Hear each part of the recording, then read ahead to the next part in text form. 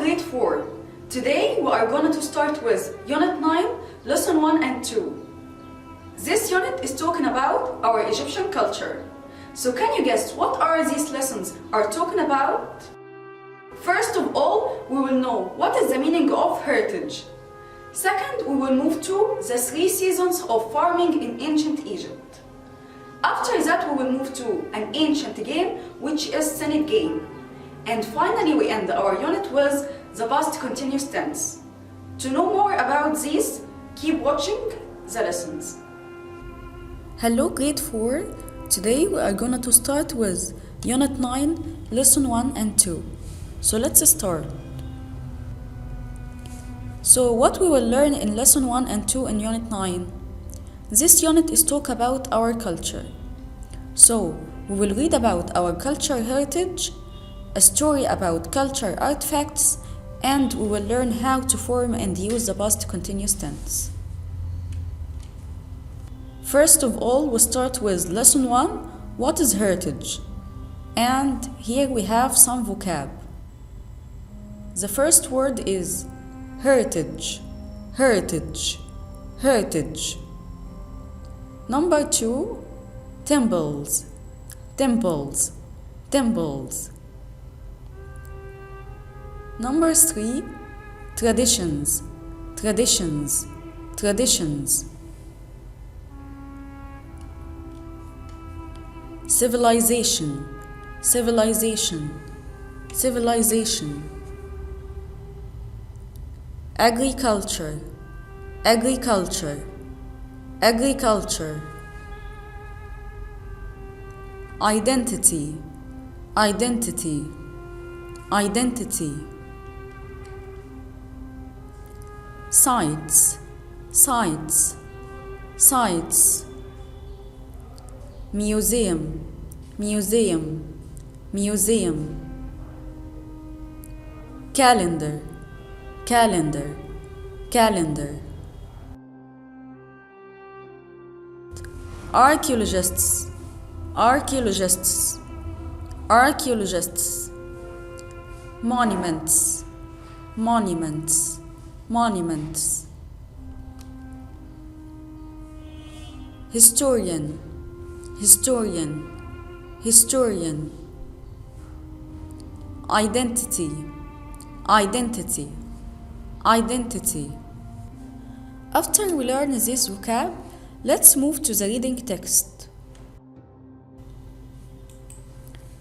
This reading text was titled My Heritage. We have to know what is the meaning of heritage from this text. So let's start. A country's heritage is an important part of its identity. All the countries have their own heritage, and it comes from its history and traditions. Heritage includes art, buildings, and objects from the past, or things like food, music, and dancing. So, what is the meaning of heritage? Heritage is what people did in the past. From buildings, art, objects, food, dancing, all these are our heritage. People in ancient Egypt built many amazing temples and monuments, and this is an important part of our heritage. They also developed agriculture and some of the first calendars. Archaeologists have learned lots of interesting things about the civilization of ancient Egypt by exploring historical sites at places like Abu Simbel, Luxor, and Giza. I am very interested in Egypt's heritage, and I enjoy learning about it. I visit museums with my parents to learn about the things people did in the past. For example, did you know that ancient Egyptians were one of the first civilizations to develop a system of writing? I am very proud of my heritage. So we have to know that the ancient Egyptians developed the writing system. And we can see these symbols of writing in the walls of the temples.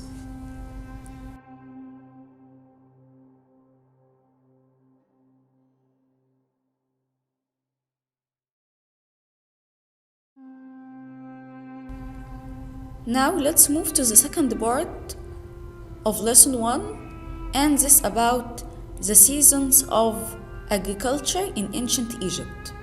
We have flooding season, growing season, growing season, harvesting season, harvesting season. So, the ancient Egyptians have 3 seasons of agriculture. We have the word crops, soil, growth,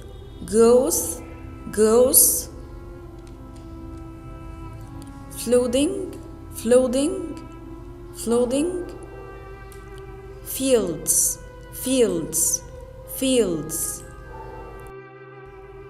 store safely.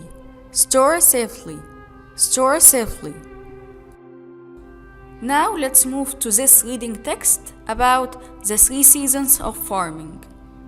Agriculture is an important part of Egypt's heritage too. So, agriculture also is a part of our heritage. The Nile used to flood every year, making the soil more fertile. So when the soil is more fertile, we can grow crops. This is why ancient Egyptians could farm the land, and it led to a growth in civilization. So people live in the banks of the river Nile in Egypt or in ancient Egypt. There were 3 seasons of farming in ancient Egypt, which were all connected to the Nile. These were the flooding season. From June to September, the fields were full of water for 4 months. The growing season, from October to February, the water went away and the soil was rich and fertile. Farmers planted lots of different crops. The harvesting season, from March to May.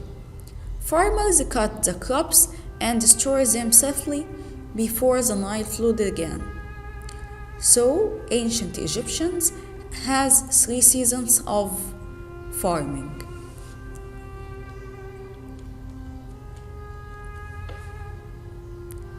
Now, let's start with lesson 2, an ancient game. And first of all, we start with vocab. Egyptian artifacts. Senate game. And Senate game is a board game. Wooden box. Board game.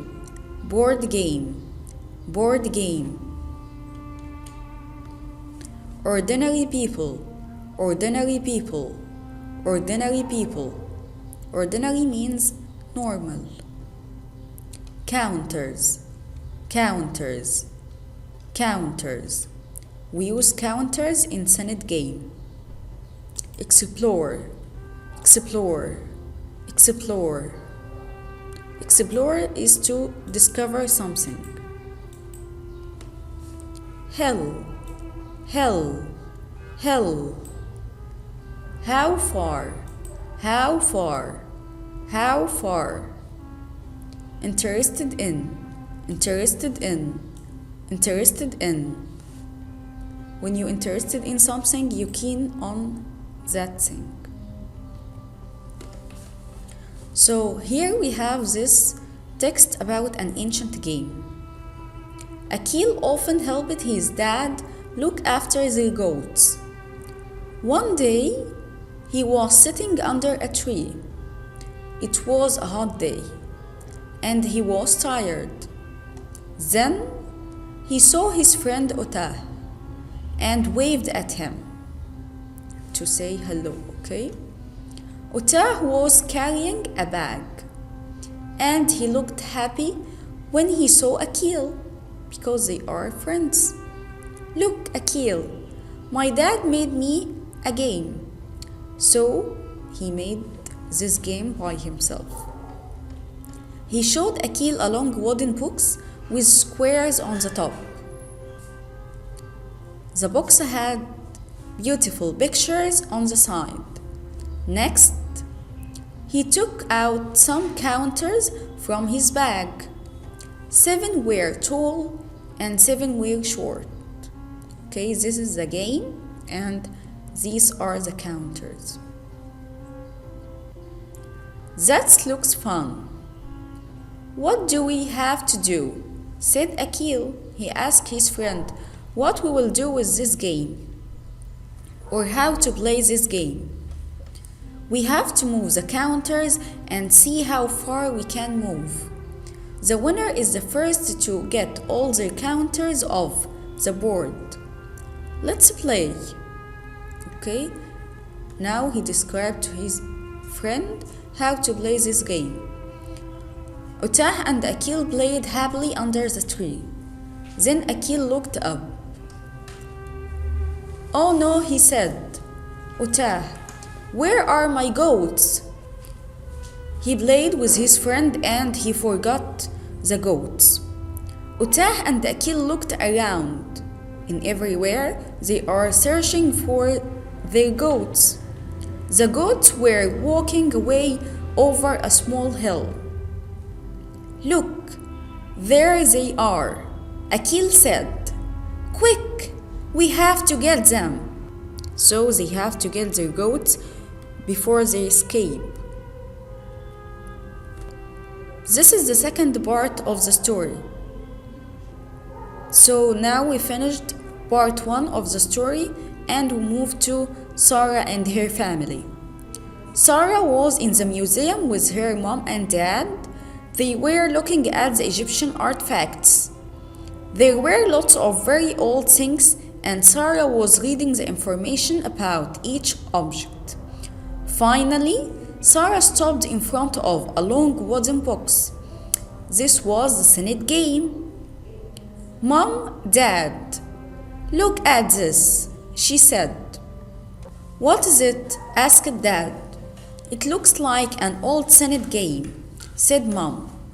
Look, the information says that it's 3,500 years old, said Sarah. That's amazing. I wonder who used to play with it. Archaeologists found it in the desert near Luxor. It says here that lots of people used to play Senate, rich people and ordinary people, said Mom. Maybe children like me played with this game, said Sarah. So she found the Senate game in the museum and she was surprised with this game. Before we move to the grammar, we have to know these sequence order words. Words like first, next, then, or finally. We use these words to arrange our events in a story. So as we see in the text, we have words like first, next, then, and finally to order the events. Okay?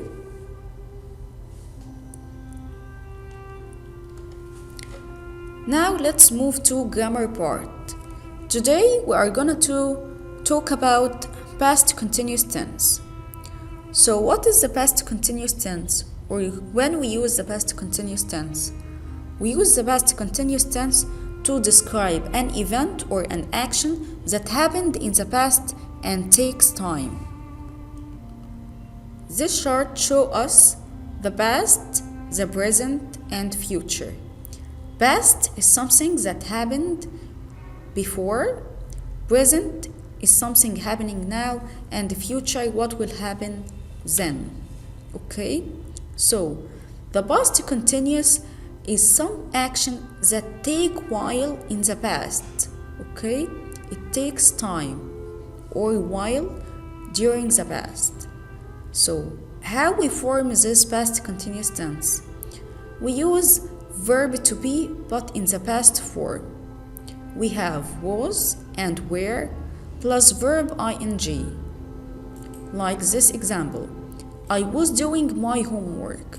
So doing homework takes time. It can take 1 or 2 hours to do your homework. I wasn't doing my homework. So here we put not to make a negative form. We just add not after verb to be. And to make a question, we start with this auxiliary verb was, or of course were. Was I doing my homework? And this is a yes or no question. You have to answer with yes, I was doing my homework, or no, I wasn't doing my homework. And here we have some adverbs we use in this tense, like while, forever, constantly. So here is the formation of the past continuous tense. As we said in the past example, we put the past tense of verb to be. We have two forms of verb to be in the past. We have was and were. We use was with pronouns like he, she, and it. And we use were with pronouns I, you, we, and they. So we put our subject at the first place, and the subject can be noun or pronoun. Here we use pronoun he. Then we add verb to be in the past form, and it takes was, and we put the verb plus ing or the gerund. Read plus ing, reading. He was reading. So the action of reading took time in the past. Here we have an explanation of the past continuous tense. Sue started swimming at 9 a.m. In between, Sue was swimming and Sue finished swimming at 9:30 a.m. So the action of starting and the action of finishing, we use here past simple tense. This duration between starting and finishing, we use past continuous tense. So the action of swimming takes 1 hour and a half. So Sue was swimming for a long time or a long while in the morning. And here we have another example. I was watching television when she rang me. So I can use the past continuous tense with the past simple tense. And I connect between the two sentences with the adverb when. So watching television takes time. The action of watching television takes time. And another action interrupt me. She rang me. Okay, maybe my mom or my friend rang me. So I use the past simple tense. Another example, my sister cut her finger while she was chopping some onions. So she was chopping some onions and this takes time. And while she doing that, she cut her finger. So the action that takes time, we use past continuous with it. And what interrupt this action, we use the past simple tense with it. Okay? And here we have the affirmative form. As we said before, we use was or were plus verb plus ing. And here we have the negative form. We just add not after was or were plus verb plus ing. We have to note that was not equal wasn't. So wasn't is the abbreviation of these two words, was and not. And weren't is the abbreviation of were and not. And in this table we have to know how to form a question. We start with the auxiliary verb was or were. Then we put our subject. It can be noun or pronoun, as I said before. So after I put was or were, I put my subject, and it can be noun or pronoun. like this. Was I, verb plus ing. Was I studying the whole afternoon? Here I make a yes or no question. Was he, she, or it plus the verb plus ing. I can say, was he studying the whole afternoon? Was she studying? Was it studying? Of course, I can't say, was it studying, but this is an example. Were you studying? Were we studying? And were they studying? Okay? So, now I know how to make a yes or no question. I start with was or were, then I put the subject or the pronoun. After that, I put the verb plus ing in the past continuous tense.